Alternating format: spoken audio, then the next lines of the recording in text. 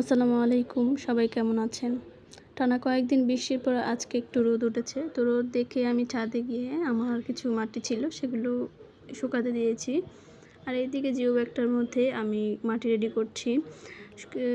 এক ধাপ kitchen West, আরেক ধাপ মাটি, আবার কিচেন ওয়েস্ট, আবার মাটি দিয়ে মাটিটাকে রেডি করছি। তো এখানে আমি সিমের বীজ বপন করে দিব।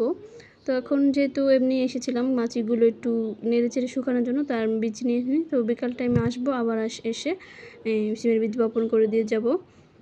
আর এই যে ধুন্দুল গাছটা দেখছেন, ধুন্দুল গাছটা কিন্তু দেখেন পাতাগুলো একটু হলুদ আর কুঁকড়ে গেছে। বৃষ্টির কারণে এরকম হয়েছিল, কিন্তু এখন গাছটা মোটামুটি সুস্থ হয়ে গেছে।